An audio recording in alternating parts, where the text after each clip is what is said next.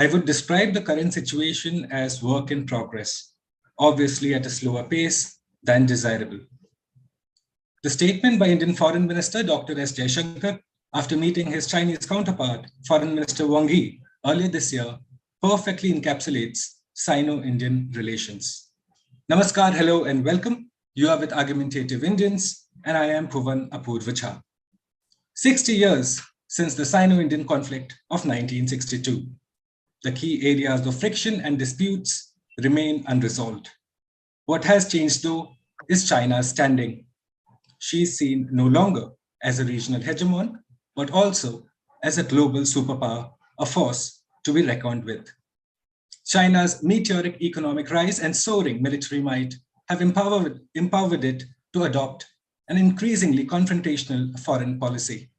In recent years, she has taken a much more aggressive attitude in defending her territorial claims, bullied international organizations and corporations into not recognizing Taiwan as a country, cavalierly dismissed Western condemnation of its anti-democratic policies in Hong Kong and gross violation of human rights in Xinjiang and Tibet. The border with India, that had been peaceful for decades despite the disagreements, now stands militarized. All of this together is generally interpreted as China's attempts to reshape the global world order. Is China likely to succeed in its attempts and turn the 21st century into what many have already started calling as the Chinese century?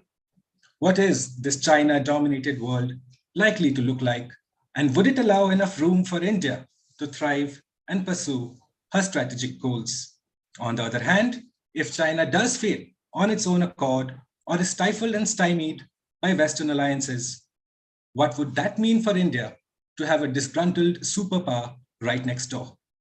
To discuss all these questions and more, I'm joined by a distinguished guest this evening for an expert take on the Sino-Indian equation. My guest this evening is someone who wears multiple hats with consummate ease. A former national security advisor to the Prime Minister of India, a career diplomat who went on to become the Foreign Secretary of India. Please join me in welcoming Mr. Shivshankar Menon. Thank you so much, sir, for joining us for this program at Argumentative Indians. Thank you for having me, Bhuvan. Good of you to invite me. Thank you, sir.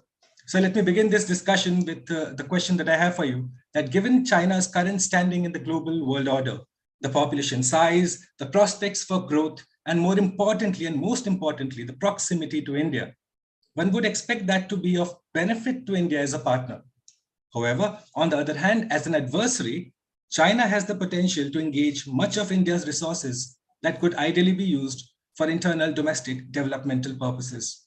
In your opinion, sir, in your vast experience over the years, do you think that India has done enough to positively signal the Chinese side for a partnership?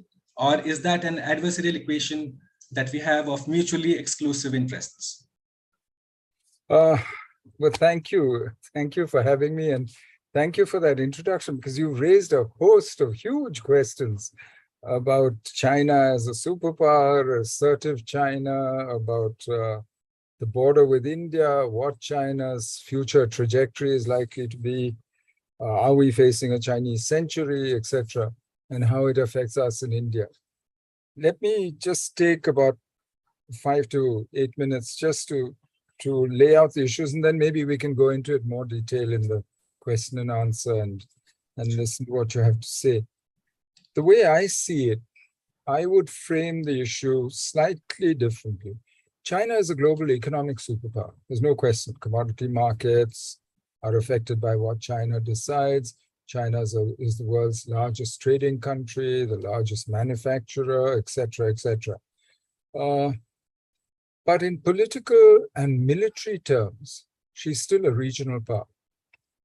The only global military superpower is the US, which can project military power anywhere around the globe whenever it wishes. And this is part of China's problem.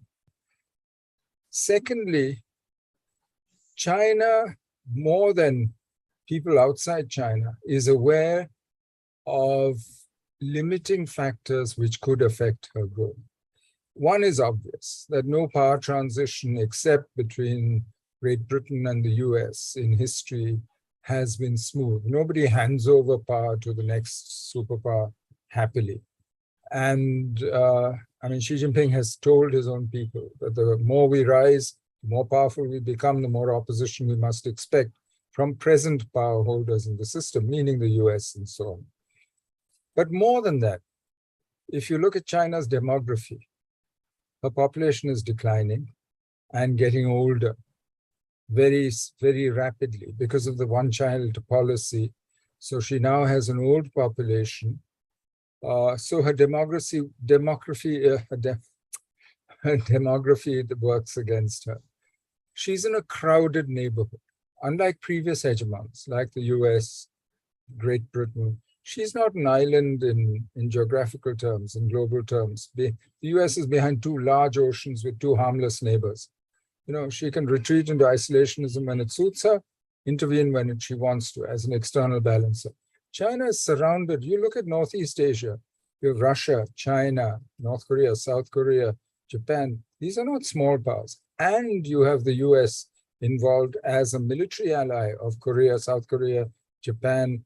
The US Navy is 12 nautical miles off the Chinese coast. She's hemmed in by the first island chain. China has her own issues in her periphery, whether in Korea, whether in Indo-China, whether in South Asia and in Central Asia. So she has a different geography and a different. Thirdly, I think she also realizes that this growth spurt that she's now enjoyed, or she had enjoyed for more than 30 years, has slowed down, that the economy is reverting to a mean, as it were. And if you look at the last few years, the growth targets have come down, but there are different versions of how fast China is growing, and COVID and other changes in the global economy make a big difference to China. So you have a situation today where China is powerful, but dependent on the outside world because she chose export-led growth, because she managed to do it in a globalized world. She depends on the world for energy. She depends on the world for technology, for markets, for commodities. This is an unusual situation for China. In history, she has never been in this position. And it's an uncomfortable position. She doesn't understand why. She has all this power. She's done in the last 40 years what no other country has done at that rate in terms of accelerating her industrialization. But she doesn't feel she has commensurate power in the global system. She's not recognized instinctively by the rest of the world. If you look at China's soft power indices and the perceptions of China over the last decade, they have actually gone down. She has huge economic power, and she is now willing to use it, as you said, much more assertively. Sanctions on Australia, on Canada, on Lithuania for allowing the Taiwanese to open an office and so on Korea for allowing US THAAD missiles. She's willing to use the power, but she doesn't feel this is her order, but she has not yet come up with an alternate world order. She still harks back to the post-World War II order because that's the one where China, as a member of the P5, has a certain status. And it's hard for her to come up with an alternate order which is attractive enough to attract the kind of support that the liberal international order did, rule-based order that the US put forth. Now, that doesn't mean that the US followed the rules that she laid down for everyone, but China hasn't come up with an alternative. So is she reshaping the global order? Not yet. It's still, in fact, I would describe today's situation as us being between orders. That we are not, I don't know why it says I can't start my video. Can you do it for me? I don't know why it's gone off. Anyway, so I would describe the situation today as being between orders. Yep. Rather than of a new Chinese reshaped order coming into being. What we're going to get to, I don't know, frankly. because today all the major powers are revisionists. Chinese might be unhappy, but so is the US unhappy. She's not going back to her own institutions, to the WTO or strengthening the UN or joining TPP, the CPTPP now. So are we facing a Chinese century? Possibly. I mean, if it could be. But I don't think that you can make linear extrapolations from the past and assume that what's been going on for the last 20, 30 years is going to go on forever or for very long. In fact, the signs are that it's not. Already we have shifted from them, from what we got used to in the globalization decades, and even what we got used to after the global financial crisis in 2008. So what does India do in this situation? Yes, it makes sense for India to at least have a modus vivendi with China, because China is not our life. Our life is India. Our life is transforming India. We have more important things to do than to get entangled in countering China or opposing China, or frankly, in getting into other people's fights. Chinese might see the US as suppressing their rise. We see China as not accepting India's rise. And we see that in various ways, whether it's the seat in the UN Security Council, whether it's the now membership in the NSG. In various ways, you see that kind of opposition. You see what China is doing in the neighborhood, in the Indian Ocean region. So how do we cope with that? There's only two ways of dealing with it. One is to ensure that the balance of forces is effectively such that it deters negative or unacceptable actions by China, whether it's on the border or in the Indian Ocean region or in your neighborhood. And that depends on your strength, on building up your own strength, on India's own strength. Secondly, on working with others who share your concerns, which is what you've been doing now for 2 decades.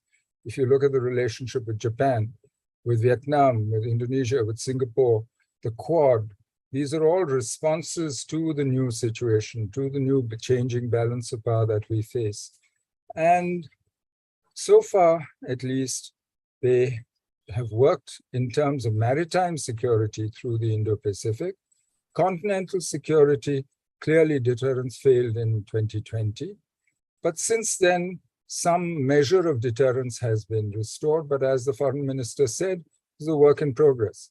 And it's maybe may not be moving fast enough, not as fast as we want, but there is much more work to be done on the continent. And in our case, we're the only member of the Quad who are both maritime and a continental power and who face China on both.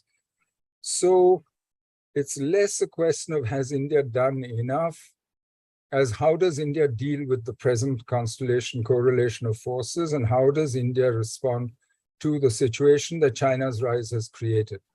And for that, actually, there's a whole host of things that we need to do, but maybe we'll get into that in the question as we continue our discussion.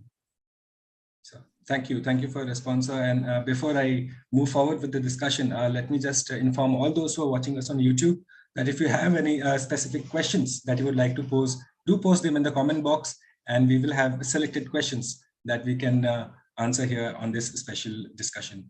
Mr. Menon, continuing the conversation, as you mentioned about the Chinese century, and you kind of pointed to the fact that it would be inevitable if it were to come.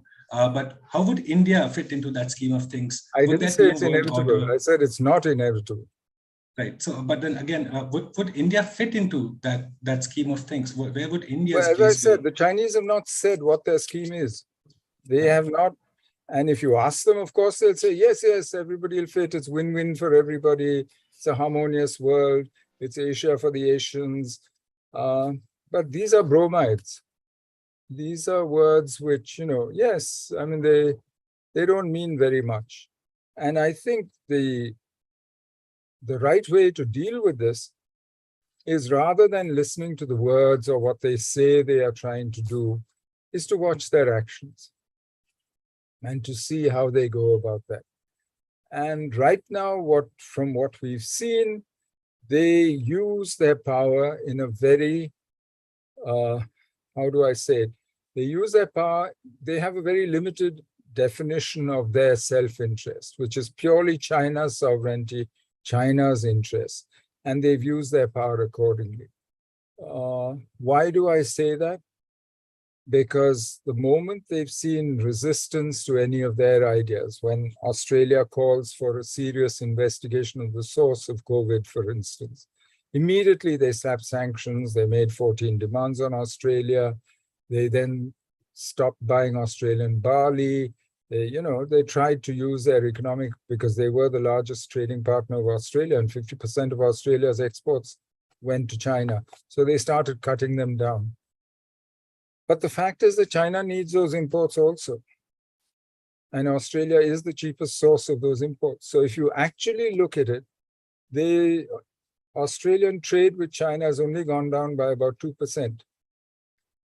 And so their intent is clear from the actions that they've taken. And for me, that is the best guide to how they will act in the future, not the words that they might use, which will always be persuasive. I mean, they're not going to tell you that, oh, by the way, we're going to apply these rules very selfishly, only for our benefit.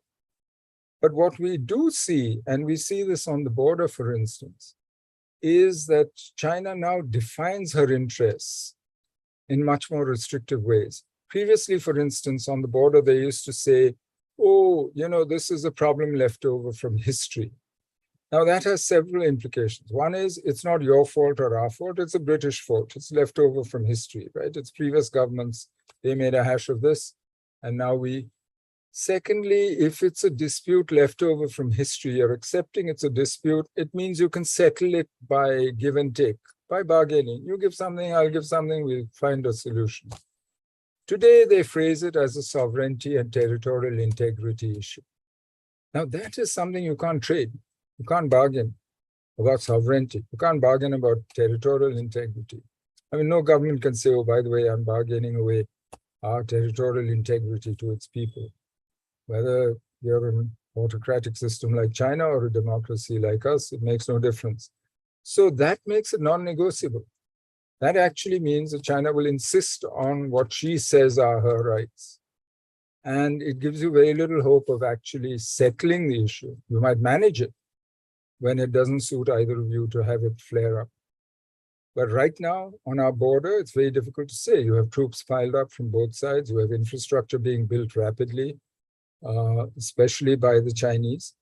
And the Chinese are signaling unwillingness to actually restore the status quo, as it was before April 2020, in critical places like Depsang, Demchok, and so on.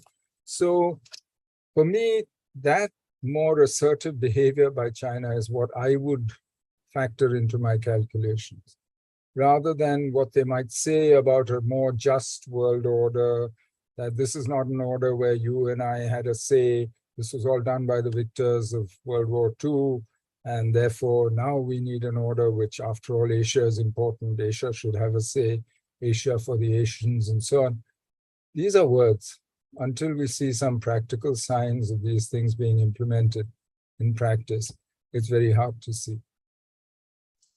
So, but you did mention that the seemingly meteoric Chinese rise is on the verge of stalling.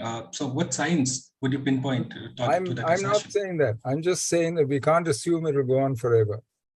Whether it's stalling, whether they'll plateau, whether, there are many countries went through a middle income sort of crisis at this stage of their growth. Brazil, Argentina, and so on, the middle income trap. And they sort of got plateaued between $10,000 and $12,000 per capita, which is roughly where China is today, and couldn't break through to the next stage. Could be plateau, could be, but I'm not saying that the collapse is imminent. In fact, they are fortunate in having the tools, as a government at least, which not all governments have. And they have absolute control over finance. They also, which again, because they managed to insulate the financial system, but they are having trouble getting the economy going again. And the economy has slowed down. And the traditional means of boosting it, a huge infrastructure investment, reliance on property values going up and then leveraging that, those are unlikely to work the way they did before. So it's hard to say where exactly the economy is going. But I wouldn't say it's verge imminent collapse or this or that. I'm a bit nervous about any categorical statement like that. I'm just saying don't expect the same. But then again, coming to the border dispute, Mr. Menon, as you mentioned, that China of recently has started to link sovereignty with its border disputes. What do you think has caused this hardening of stance? And has India done enough to address any concerns? Has there been any overtures from the Indian side to address these issues as such? Why have they done so? They haven't done it because of anything that you did. They have done it for their own, I think, for their own internal reasons. And the primary reason is that, you see, the legitimacy of the People's Republic of China, of the government of single party rule, of the Communist Party rule in China, has varied over time. To begin with, it had very strong nationalist legitimacy. It had claimed to have fought the Japanese before and during Second World War, and also had ideological legitimacy, because socialism, communism, which was a good idea for most Chinese who were coming out of really terrible economic conditions. But that, by the end of the Cultural Revolution, I think that ideological legitimacy went. So Deng's legitimacy, what he did successfully, was to shift the basis of legitimacy to performance legitimacy. That your life will be better than your children's life, and this will continue. And you yourself will do better than you did yesterday. And he delivered. For 30 years, he and his chosen successors, Chiang Kai-shek and Hu Jintao, delivered what they wanted.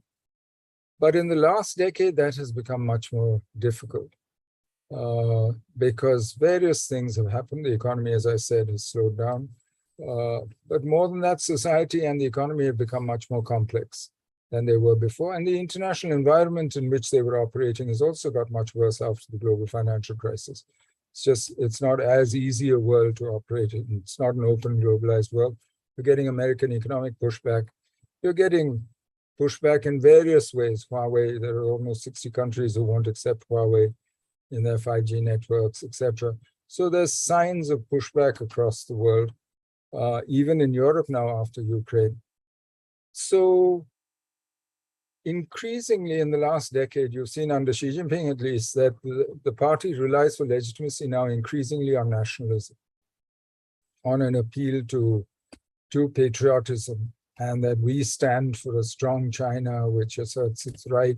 And you see this expressed in wolf warrior diplomacy, in a much more assertive, in-your-face kind of diplomacy. It's not meant to make friends, but it's meant to tell people at home, look how brave we are. We're standing up to the world. We told them where they get off. And it works at home. And it's part of building up that sense of nationalist legitimacy for single-party rule, for CCP rule. And I think that's the driving force. And that's what explains the shift to a much more emphasis on sovereignty and an unwillingness and actually an inability, therefore, to engage in the normal business of diplomacy, which is give and take, bargaining. You take something, I take something, but both sides leave the table with enough to come to a better outcome than you would have had otherwise. It's hard to find examples in the last 10 years of successful Chinese diplomacy. When you look around in the major relationships, whether it's with the US, most of the major relationships with the US, with Japan, with India, have all deteriorated, except perhaps Russia. But Russia is not critical to China's primary concerns. Russia can't do much for China to get Taiwan, just like China can't do much for Russia and Ukraine. I mean, so if you look at it, it's not an easy situation. Her neighbors are doing much more together. So in a sense, China gets more nationalist, more assertive. There's a natural reaction to that. It's almost a law of strategy. So you get the natural reaction. That reaction feeds that nationalism, which leads to, so you've got into a sort of self-reinforcing cycle now, where it seems to me only a crisis or some big internal change can break that cycle right away. Yes, but Mr. Menon, again, I'm tempted to go back and I've got some numbers with me this time, which says that in China, more than 50% of the population don't rely on the CCP anymore for their employment. No longer, by the way. That's yes. outdated. That's from 2016 or so. 2018, yes. Yeah. And more than around we also have the statistic that says that 20% unemployment rate has been registered in the China in the first quarter of this year. So you speak about. But if you look at the unemployment rate between the 16 to 25-year-olds, it's much higher. Yes. Much, much higher. No, I think the thing to watch out is the trend. You look at where it was in 2012, when only 16% of the population actually drew a salary from the state or from state-owned enterprises. Whereas now it's been steadily increasing. Went up to about 38% by the period you mentioned. And since then, the party has imposed control, not just by saying that you be servants of the state directly, but by imposing party committees, by constricting, by using the power of finance. I mean, even HSBC now has had to appoint a party committee for itself, its branches in China and in Hong Kong. So the party's control over the economy and economic actors has actually gone up tremendously. You saw what was done to the tech companies, to the platform companies, to Alibaba, to Didi Chuxing, and so on. So there is actually, in a sense, the state has come back. But the state has come back not only because, the state likes power. State has also come back because it feels it has to do something to get the economy going, to make sure that people get jobs. As you said, unemployment is rising, and especially among the young, among college graduates, in fact, the figures are really bad. And COVID has really hit that, and zero COVID doesn't help because it dampens economic activity considerably, no travel, etc.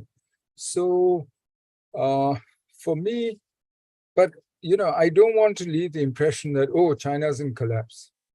No, I think what we should recognize is the trend lines. Increasing nationalism, increasing role of the state or party, the party state actually, it's one thing. So an increasing role for the party state and much more economic headwinds. So therefore, I think in this situation, it's difficult to see how external assertiveness is going to be dialed back unless there's a real crisis. Not that China is going to go out looking for trouble. I'm not saying that, they're going to go and invade Taiwan tomorrow. No. In fact, I think that's unlikely. Especially before the 20th Party Congress, they don't want trouble. But they don't have much leeway in dialing down some of these assertive policies that we've seen since 2008. And that leaves us actually in a very uncertain situation.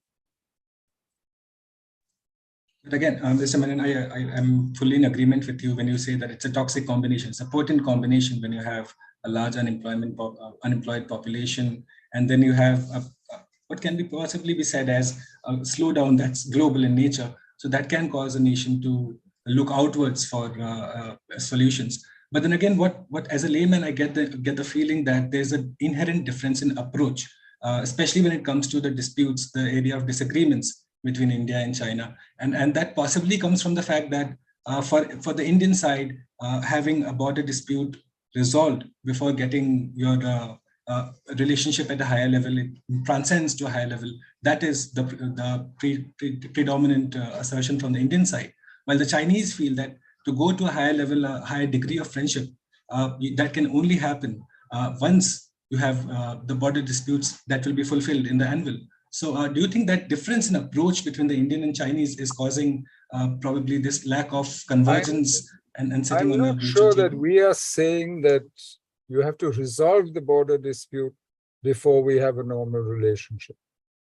Because we've had a normal relationship for extended periods in the past when we hadn't resolved, but when we managed the border dispute, when the border dispute was not the way it is now. What we are saying now is restore the status quo as it was, and then we'll see where we can take this relationship. But if you change the status quo unilaterally, and then expect us to just swallow it and go on as if everything business as usual, then that is unreasonable. You don't have the freedom to go on fiddling with things when we have agreements saying you won't do so, which you yourself have signed. So I'm not sure that we're saying nothing until everything is resolved. No, we're saying you must at least restore the status quo as a first step, and then we'll take it from there. We'll see where we go from there. And in the meantime, for me, there's no harm in seeing, are the Chinese, has there been any shift in their thinking? Probe them, see whether they are ready to look at a resolution. I would consider it unlikely, as I said, for all the reasons I mentioned, nationalism, etc., etc. I would consider it unlikely, but there's never any harm in talking and trying to find out whether it's possible. So I don't think that Chinese behavior is occasioned by anything that India did. So for me, the question is not, has India done enough? The question is, has India done enough for its own interest to make sure that there's some deterrence on the border, that the border doesn't explode, that they don't hold you politically hostage by making trouble on the border? And are you getting stronger and improving the balance from your point of view? I think that's a bigger question. That's about the trajectory of India rather than. But for me, just countering China or fixing China, this is not the entire problem from our point of view, from an Indian point of view. And this should not be actually the center of our life, because we have more important things to do, I think, transforming India. We have too many poor, too many illiterate, too many sick, and we need to take care of that. Again, yes, but when you mention that you do not see China going into Taiwan, I'm sorry to go back into the discussion. I said, no, what I said was, I think it's unlikely today, right now. Yes. But I'm sure their long-term goal is clear. Their long-term goal is clear. Does the risk of accidental but I don't think they'll take Taiwan transgressions. by accident. I don't think they can take Taiwan by accident. But I think because again, they can step onto an escalatory ladder without realizing what they've done. So far, they've been very careful. You see, they use military force for political ends. And if you look at what they did in the South China Sea, they have consistently improved their military position on the ground, actually created ground in some places. But they've done it without provoking kinetic responses from anyone else. They've never done enough to provoke a full-fledged kinetic response, conventional war, or a military response. Same thing on our border. They did it below the threshold of actually provoking a full-fledged military confrontation or war, or conflict or war. So, and they are careful, calibrated in the use of force, but they use force for political ends. It's not just for pure military ends on its own. In the Taiwan case, the political end is quite clear. And I think all mainland Chinese at least would agree that the goal is to bring Taiwan into the PRC. They call it reunification. Many in Taiwan will tell you, what reunification? We were never unified. So, but unification or reunification, that's the goal. But when to do it, they'll be tactically cautious in choosing their place and time. And whether they'll just do, most commentary talks of a full-fledged invasion and so on. That risks a lot of Chinese blood being shed on both sides. After all, it's Chinese on both sides of this. But there are many other options, other islands, partial blockades, limits, sanitizing the Taiwan Strait. There's many other things that can be done. And an air exclusion zone, for instance, all kinds of things that. So I think you're more likely to see a combination of other sorts of measures. but not today. Today, there's other things going on, especially there's a 20th Party Congress coming, and any unpredictable events which you don't know where it will lead, especially with an increasingly visible American commitment to Taiwan. You've heard Japanese commitments expressed by Taro Aso and other influential people. Therefore, for me, in the immediate future, it's unlikely that they will act on this, but the goal is clear.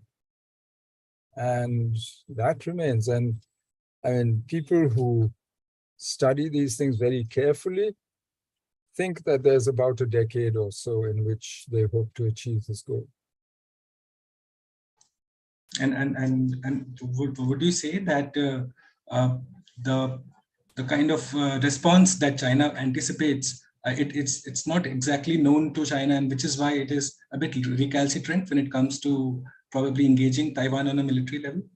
Yeah, or has that situation changed post-Ukraine? Those who argue for strategic ambiguity, they argue that, yes, that induces Chinese caution. That uncertainty about how the world will react induces the Chinese to be much more cautious and careful in their calculus. Maybe, maybe not. I mean, we don't know the Chinese calculus. There are others who say that a clear commitment to the defense of Taiwan by her allies, by the US, by Japan and the others, would be more effective because there'd be no doubt left in the Chinese mind. I don't know. You know, this is mind reading. And I think that's left to astrologers. Yes, but Mr. Menon, would you say that the situation would have changed partially or at least a little bit post the Ukraine crisis, as Ukraine, how it was defended by her allies? Would Taiwan expect the same sort of cooperation or non-cooperation? You see, the Chinese don't look at Ukraine as comparable. For them, Taiwan is a province of China. Ukraine is not a province of Russia, even by Chinese accounts, even though they might be friends with the Russians. They don't claim that. Chinese see this as very different, as a part of China which has been detached by the others, and as an unfinished part of the Chinese Civil War, which they were not allowed to complete by the US, which interceded the Seventh Fleet in the Taiwan Strait when the Korean War started. And so from their point of view, they look at it differently. They will be learning military lessons, no doubt. How good is a conscript army? But you know, the Russians and the Ukrainians have a huge land border, Russia, Belarus on one side and the Ukraine. This is a very different operation. Chinese will make their own calculus here about what the West will do, how far they will go, and how effective Western help to Ukraine has been, especially in targeting and so on, and the weapons and the intelligence that they clearly have been giving the Ukrainians. Those lessons, I think that any prudent Chinese planner should have taken into account already. If they didn't before, they would certainly take it into account now. Yes, but again, moving on to the second T, when it comes to the Sino-Indian conversation, we've discussed Taiwan, but I'd also like to discuss Tibet. And Mr. Menon, when you discuss the Tibet issue, one issue that pertinently and most importantly props up is the succession issue after His Holiness the Dalai Lama. Now, the Chinese have a claimant for this position. In fact, the Americans also claim to have. Not yet. They're waiting. Unofficially has. Not even unofficially. I mean, they will, I'm sure, produce one. But yes, and so can India stay out of that conversation, considering it does have a large Tibetan population within its borders? Does India have a locus standi to get into that conversation? Firstly, this is a religious issue. So, you know, Chinese might treat it as a political issue. But frankly, an atheist state run by a communist party, what say do they have in a religious issue? Secondly, it's an issue that has to be settled by the Tibetan community, not by states. It's not a state-sponsored religion that needs the Chinese government to take any stance. For me, for the government of India to then say, oh, China is producing a candidate, I must produce one. I mean, that is falling into a Chinese trap, because then you're accepting that states have a role in this. in what is primarily a religious issue of the Tibetan community. The Dalai Lama himself has said that he will make arrangements. And he has said at one stage that when he's 90, and he's been talking to the heads of the other major sects as well, not just the Yellow Hat, his Gelugpa, but the others. And let's see, let the Tibetans decide this. Maybe the Chinese will produce one. I mean, they're almost sure to produce a version. But the test will be whether the Tibetans accept it or not. By the way, there have been disputed successions before. There have been multiple versions of what the reincarnation was, because whether it was the old Mongols rulers or whether it was Chinese rulers who tried to intervene in Tibet and use this reincarnation as a political way in, I would say leave it to the Tibetans to deal with it. Our job is to hold the ring for them and make it possible for them to exercise their own free will the way they want to. And I think we should leave it to the Dalai Lama and the Tibetan community to deal with. But then when you look at it from the Indian perspective, when India in fact recognized the Tibetan autonomy and when late Atal Bihari Vajpayee went in 2003, it was contingent, the whole agreement was contingent upon the Chinese acceptance of Tibetan autonomy. Now the Chinese have not lived up to their end of the agreement. Tibetan autonomy is not exactly an autonomous in the truest sense of the word. And so especially when you see it in the light of the recent legislations that has been passed even by the US Senate, when it comes to reaffirming the political rights of the Tibetans, and I'm not talking about the religious rights, but the political rights of the Tibetans. So should India also be considering to give that, because the whole Tibet policy is contingent on one affirming and reaffirming the promises made to each other. The Chinese side have not lived up to their promises. I don't think Tibet policy is dependent on what the Chinese pass in legislation or the Americans pass in legislation. Our commitment, yes. What have we accepted? We've accepted that now Tibet is an autonomous region of China. That's what we've accepted in writing. That's what we stick to. And we tell the Chinese that you're not implementing the autonomous part. And by the way, that's in their constitution as well. They have called it an autonomous region because they recognize it's the only part of China with which they signed an agreement, a 17-point agreement, so-called for the liberation of Tibet, and which recognized, in other words, Tibet's separate and unique status before that. They didn't sign any such agreement with anyone else, not with Hong Kong, not with anyone. So in a sense, this is something that, but it has effect on the ground only to the extent that the correlation of forces permits it. Today, China's hold on Tibet is strong. And it's unlikely that she doesn't look likely to give up that hold. In fact, she's trying to Sinicize Tibet. She's trying to teach Tibetan children to speak only Chinese, etc.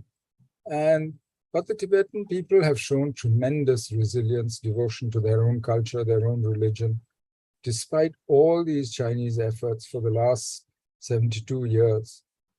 I mean, they are still Tibetan. And that says something.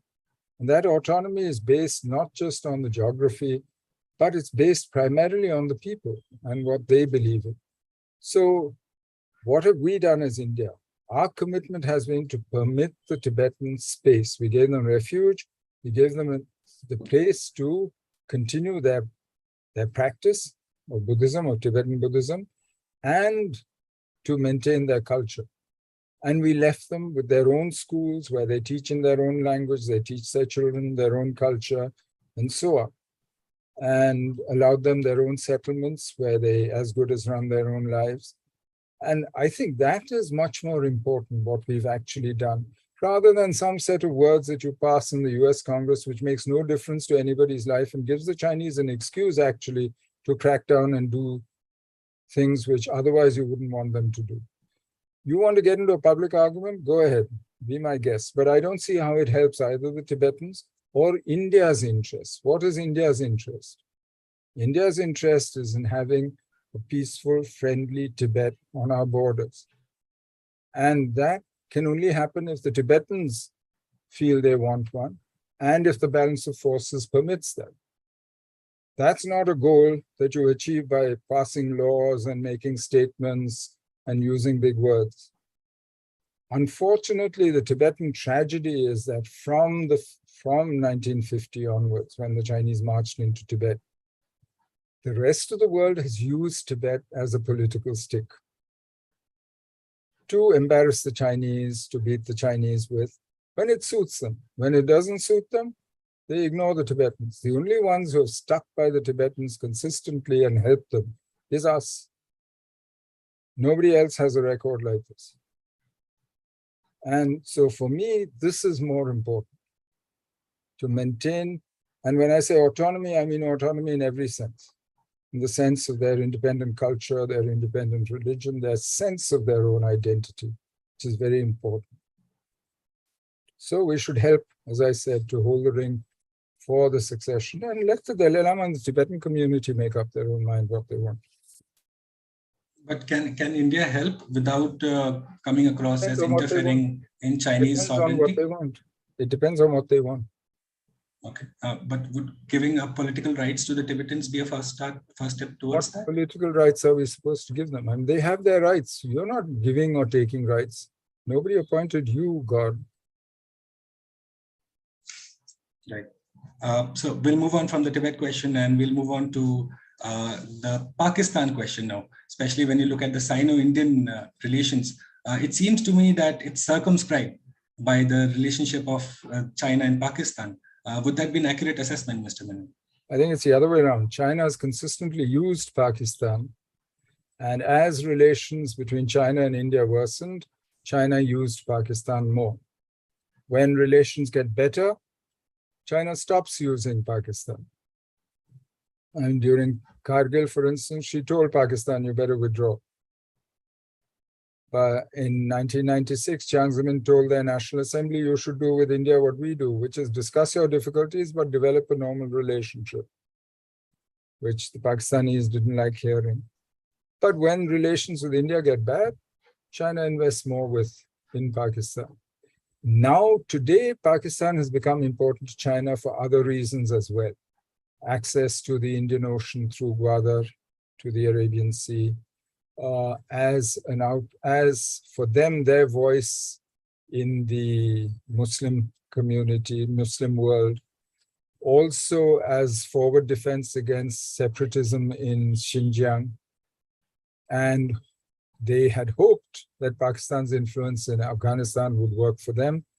I mean, that hope has been belied. Pakistan has had to bomb Taliban camps or TTP camps in Afghanistan in the last few months. So that gives you an idea of how much influence they have over the Taliban. But so for China now, Pakistan is important in multiple ways. Started as checking India and keeping India entangled in the subcontinent. That's still a major fact, but it's beyond that. And that's why China is investing $62 billion in the China-Pak Economic Corridor and so on, because she sees other interests and long-term interests, which will keep her involved in Pakistan. But then again, so when you look it's at... It's not the other way around. It's not, therefore don't see it as, oh, because of what we do, we have to, it complicates our life, certainly. But if you look at Pakistan's, that relationship has done to Pakistan over time, is it has accelerated Pakistan's secular decline from being a successful state which had several friends in the world and which was an economic success story in the 60s. If you look at where it was compared to India, to Bangladesh, you look at where it is now. So in some ways, that dependence relationship has actually made the situation much worse from Pakistan's point of view. For us, obviously, it raises questions of a two-front war. It raises other issues. But there are ways of dealing with that. I mean, Tirukural says quite clearly, we have two enemies who are allied with each other, make friends with one of them, which is very simple. simply said, harder to do. And who would that likely be for India? So that's exactly what Mr. Vajpayee did. After all, what did he try and do? He tried to neutralize one. You might not manage to make friends of one, but you could at least neutralize one or the other. So when we move westwards from Pakistan and we go into Afghanistan now, especially after the US withdrawal, India is not on the table wherein discussions vis-a-vis Afghanistan are being made. China is on that table. What do you make of it, Mr. Menon? It doesn't make a difference at all. None of those discussions, of all those grand statements that they've made, whether in the negotiations between the Americans and the Afghan Taliban or in these various power groups that have met, has any of that been implemented? All those promises about no support to outside terrorists against third countries, that we'll allow women and girls to go to school, we'll do this, that, inclusive government thing. So frankly, I don't think you should worry too much about, again, the words and the show of it. They might have hoped that they could use their influence and that the Taliban would need money, would want to be accepted. But until now, their government hasn't been recognized by anyone, not even by its sponsors, Pakistan, nobody. And clearly the amount of influence that Pakistan or China exercises on the Taliban is very limited. I mean, all the terrorists are still there. They're all still being trained, whether they're from Xinjiang or Chechnya or ours or wherever. And Pakistani as well, which is why, as I said, the Pakistanis are bombing camps in Afghanistan, TTP camps.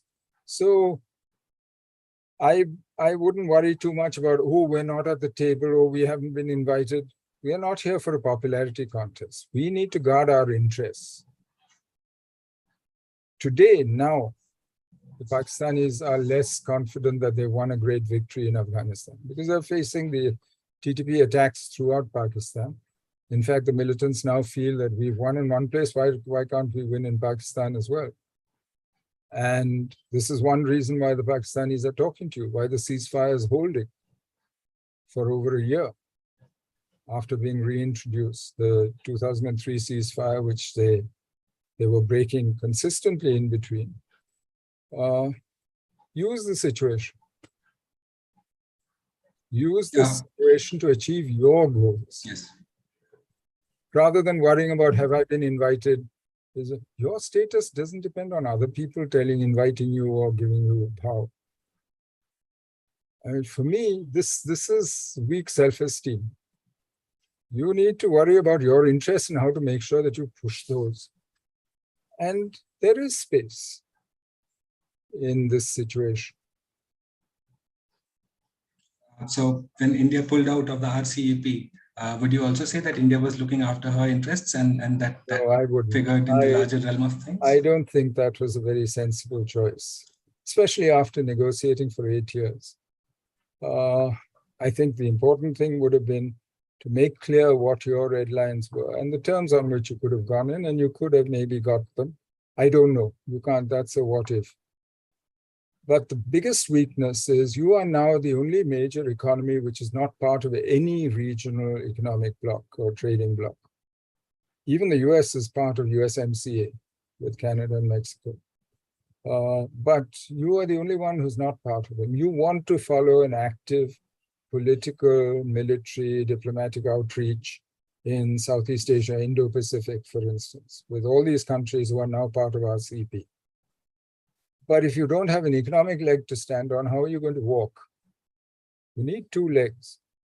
And these are all economies countries where the economy really matters, whether it's Indonesia, whether it's Singapore, whether it's Vietnam. You need to be part of it because otherwise, frankly, the way as it is, globalization is being constrained in some sectors, technology, finance. But even in manufacturing in other places, unless you're part of these, the global supply chains, the global value chains will bypass you.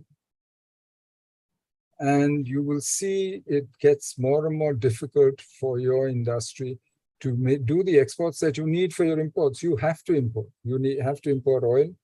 You have to import fertilizer. 80% of your imports are maintenance imports. You can't do without them.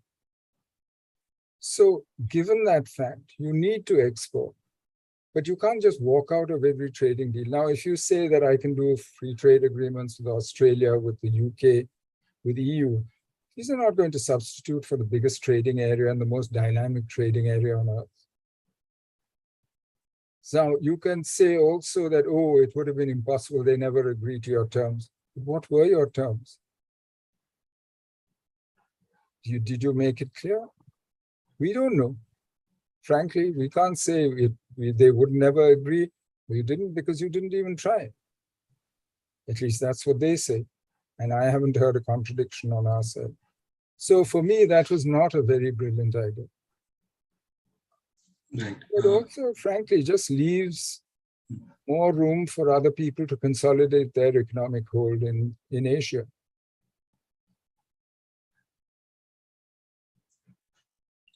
But then again, when we come back to the Sino-Indian equation, the topic for the day, Mr. Menon, one question that comes to mind is the treatment of Uyghurs in Xinjiang province of China. Now, it could be one of the few areas where India, the areas of convergence came together when it comes for India.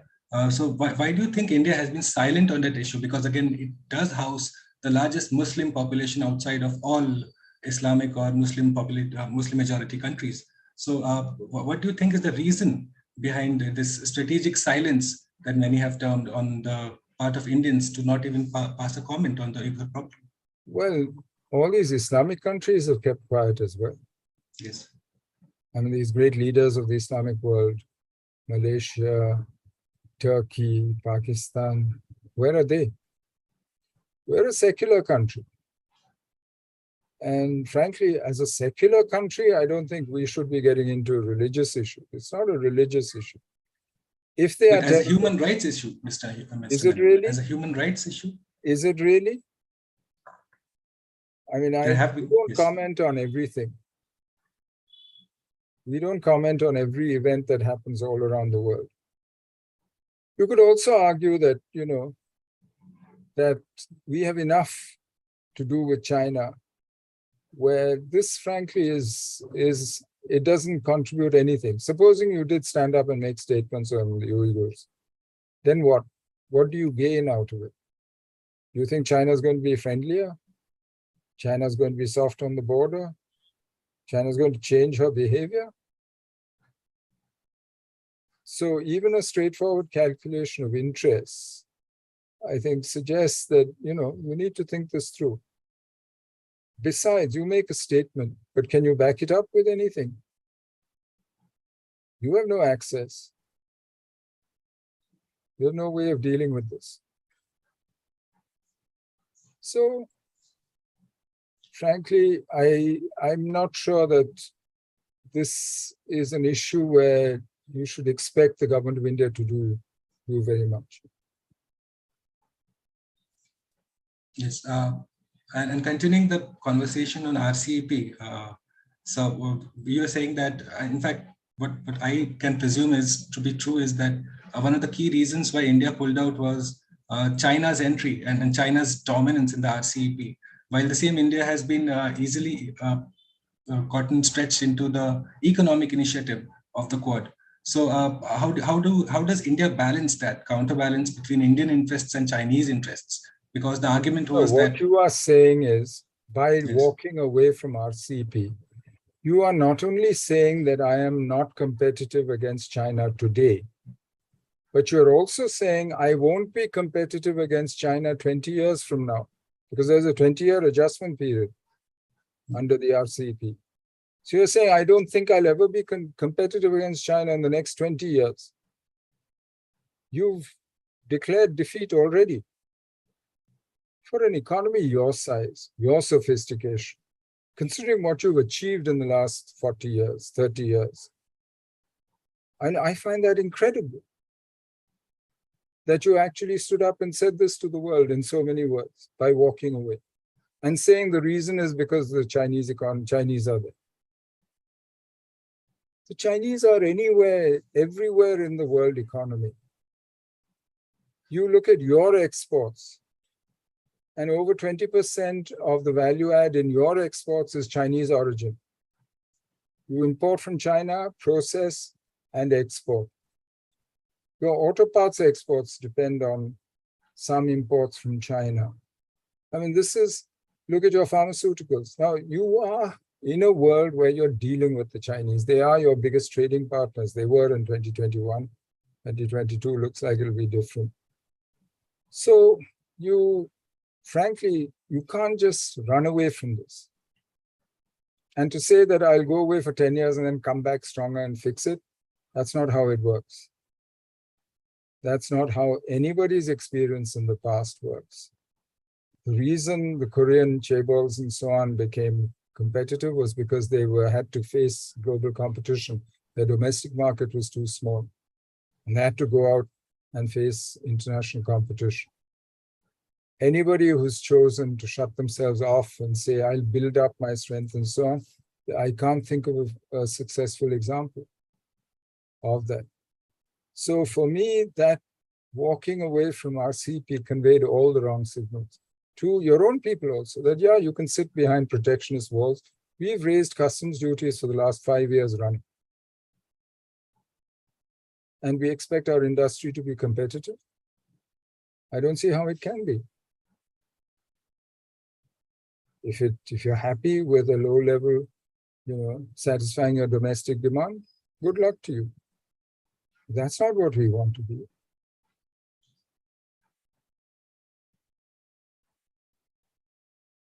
But the way I see it, so there are three ways that a country can approach when it comes to China. One is establish a new equilibrium after increased economic engagement. The second is probably confront them militarily. And the third is to just muddle your way through on an ad hoc basis and figure out where it leads you. So which is more likely, which Indian side, which would be more likely for us to take? In April 2020, for instance, we started putting limits on Chinese investment.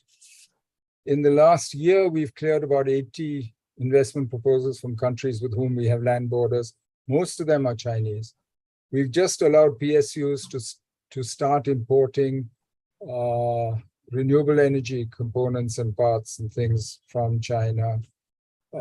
So we right now are following a sort of mixed controlled policy of we control certain imports, certain investments. We've cracked down on Chinese smartphone makers in India, for instance, for other violations, for foreign exchange violations and so on.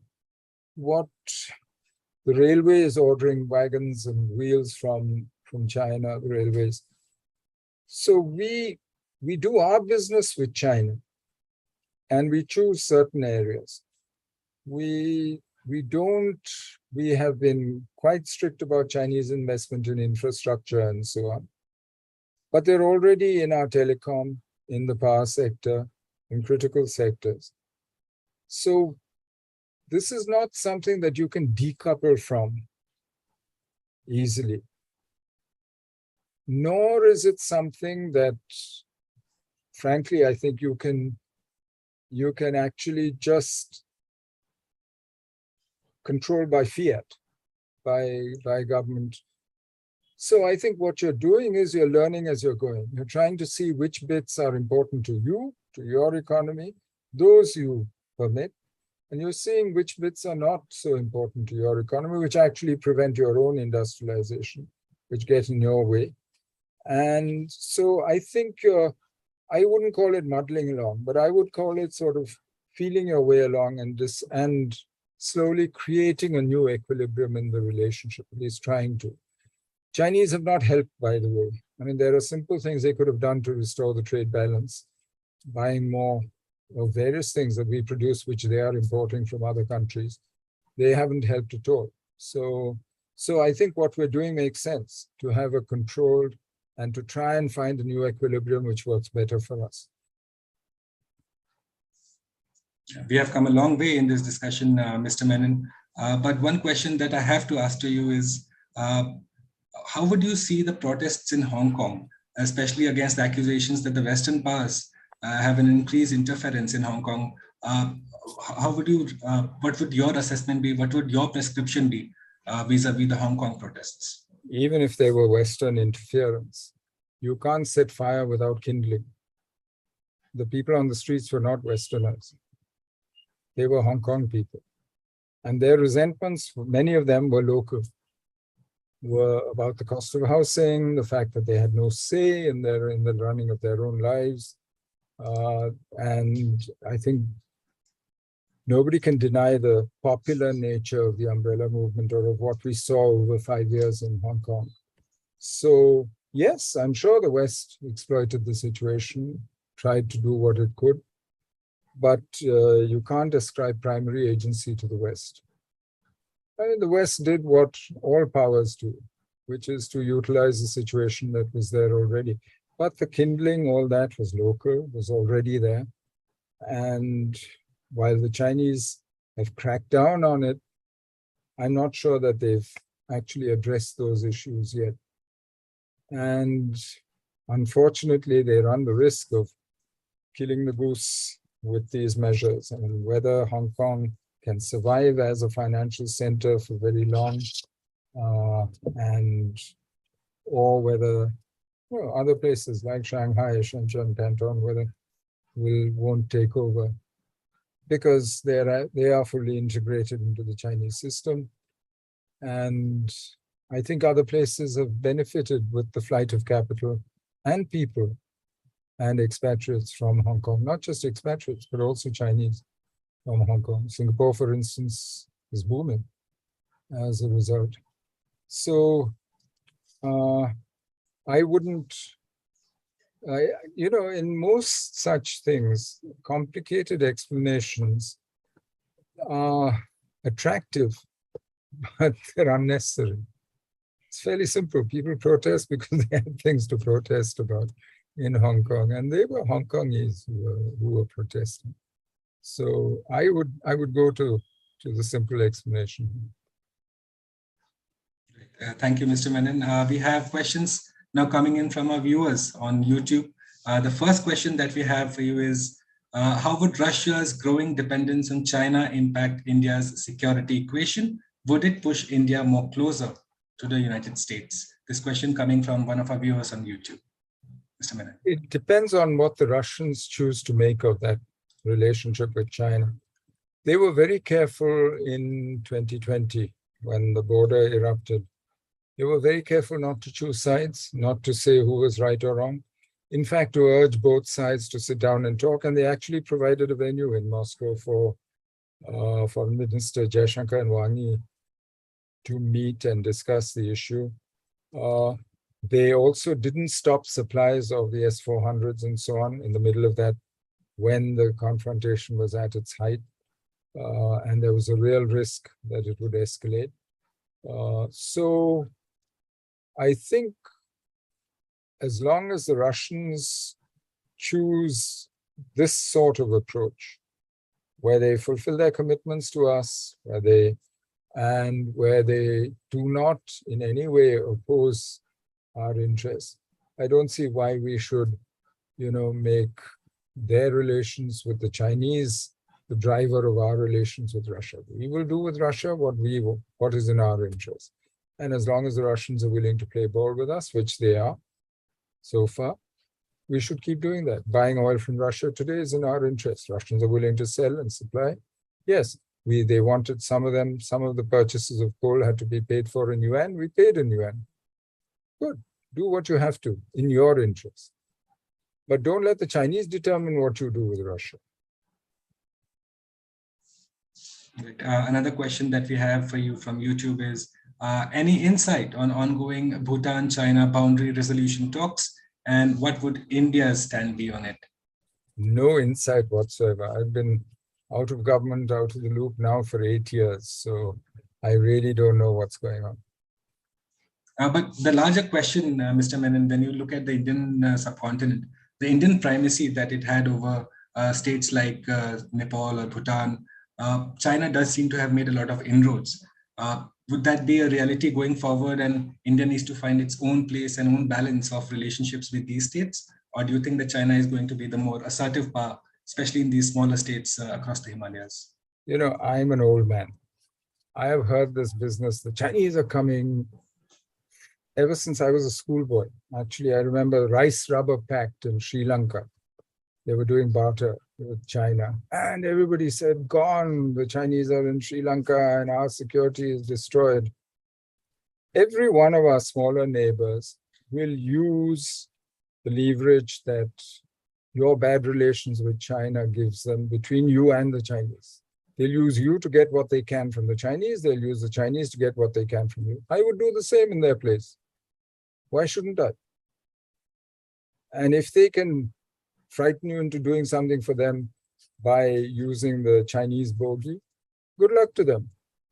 But if you're stupid enough to be driven by these kinds of consideration rather than, hard calculus of what's in your interest and what your neighbors can actually deliver, then, you are in trouble. So I think you need to be very clear about what are the red lines. You don't want foreign military presence in your immediate periphery. Those are the kinds of things that should really worry you. Somebody is willing to spend money building projects, building infrastructure. Why does it worry you? Use the infrastructure. Colombo Port, for me, is a good example of that, where the Chinese built the port, the expansion at least. They put in the money, put in the effort. We get the use of it.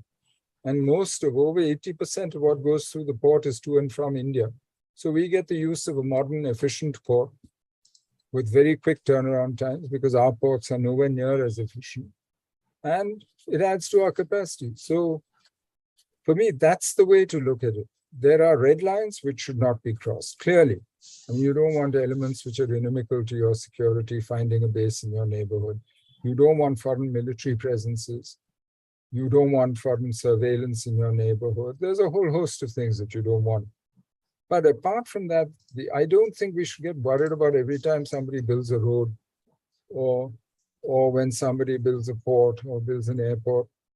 Deng Xiaoping was asked once, and this was, I think, in the late 80s, early 90s, that aren't you worried all these foreigners are building hotels in the middle of Peking, right near to where the Politburo stays? So he said, what will they do? They'll pick it up and walk away? And you can see what's happened in Sri Lanka with the debt crisis and what's happening. China's problem is that about a little more than 20% of Sri Lanka's $50 billion is owed to China. China is willing to refinance. In other words, to give them another loan to keep this going, to pay back today's loan, which means more debt. Sri Lanka says, no, reschedule, because we can't pay. So reschedule rather than loading more debt on us. Chinese can't reschedule because if they reschedule here, they have to reschedule all their BRI debts across the world. That's huge amounts. 62 billion just in Pakistan. Everybody else is watching. And so what has Sri Lanka done? She's turned to India. So let's see where this plays out. And Sri Lanka is not the only one. There are 53 developing countries, according to the IMF, who are at grave risk of a debt crisis or even default. And that's up from 11 in 2018. So that's a serious problem. And I think we have to be prepared, therefore, for a very different kind of developing world and a different kind of problem. We've tried to draw attention to it in the G20 and so on for many years. But so far, at least, people are more concerned with their own worries, with Ukraine, and haven't done anything about this. But this is something that is really going to explode. So I'd be a little discriminating before crying wolf in our own neighborhood. We must step up our game. There's no question, whether it is in terms of economic engagement, whether it's in terms of being a net provider of security in our own neighborhood, and being a factor of stability in the neighborhood. It'll always be difficult. You are the largest power, you are preponderant, and there will always be resentment. Many of these nationalisms were actually formed in opposition to you, to India. And you might have got independence from the British, but other people got independence from India. So there is always going to be a complicated political relationship.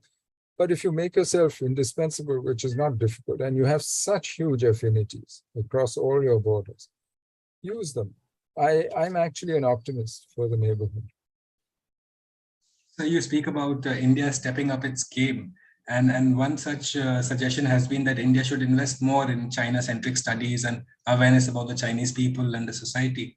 And you have written a lot to that extent.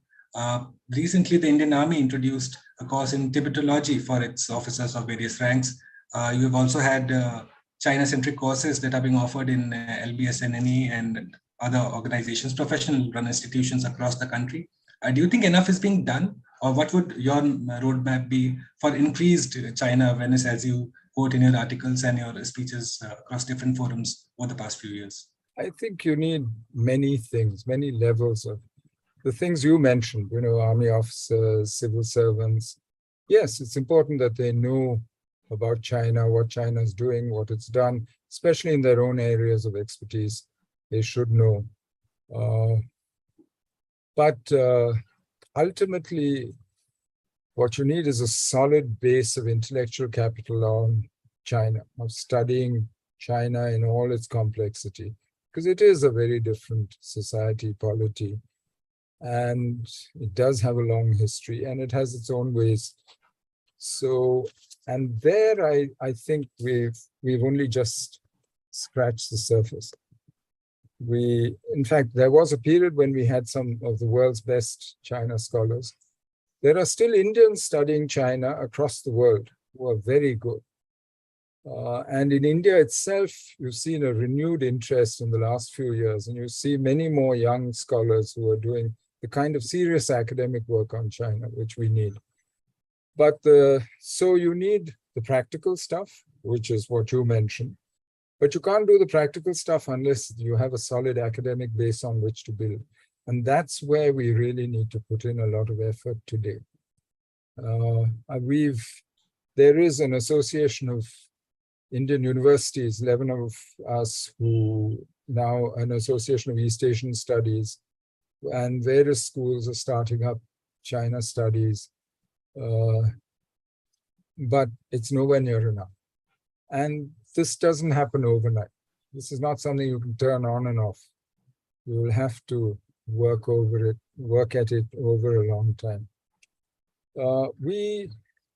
The constraints actually are, how do you offer a good career in this kind of academic study to people when, India is booming and there's so many other opportunities, and it's so much easier to actually do other things.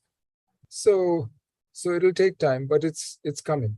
I mean, I think it'll come. When I look at the younger scholars working on it, they're really as good as any around the world in terms of methodological rigor, in terms of their interests and the seriousness. It's really quite impressive. But that doesn't mean that you'll have it all available tomorrow. It's going to take years to build that up.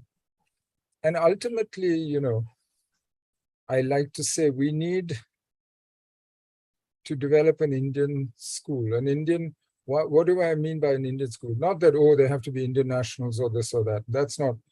But they need to have a view of China which fits the Indian case, which fits our experience and our dealings with China.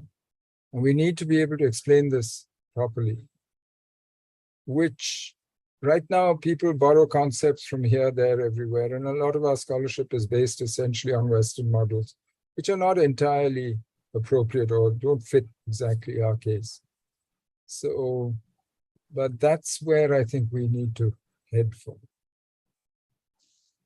It has been a most enriching discussion, but I have to ask you one last question before we end this live debate. And the final question that I have for you, Mr. Menon, this evening in this live discussion is that at the stage where we are right now, what can India do to make China as a partner rather than an adversary? What could the Indian initiative be?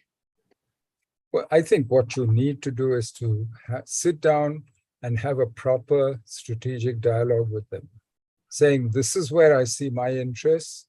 This is how I see the world. You tell me how you see the world, where you see your interests, and let's see where it coincides, where we can work together, where we have huge differences. Can we manage those differences? Unless you do that fundamental exercise again, it's what we did in the 80s, which bought us 25 years of relative peace and management of the border. But we need to do that exercise again because the world has changed, we've changed, India's changed, China's changed. So you need to go through that exercise periodically with the Chinese. It is, after all, a 4,000-year-old bureaucracy. So, you need to do this in a systematic way with China. Right. Thank you, Mr. Menon. The discussion has been most enriching, I'm sure, not just for me, but for all those who are watching us on YouTube and who will watch us on YouTube over the course of the next few years. Mr. Shivshankar Menon, thank you so much once again for joining us at Argumentative Indians this evening. On behalf of our entire team at Argumentative Indians, once again, sincerely, thank you so much. And for those of you who are watching us on YouTube, do let us know, how did you find this live discussion? If you have any comments, any bouquets or brickbats, make sure to fill those in the comment section below. Do remember to like, share, and subscribe. Once again, this is Bhuvan Apurva signing off till I see you in another discussion on India's fastest growing thought platform, Argumentative Indians. It's a wrap. Thank you. Good night. Thanks, Bhuvan. Enjoyed that. Thank you, sir. Thank you, sir.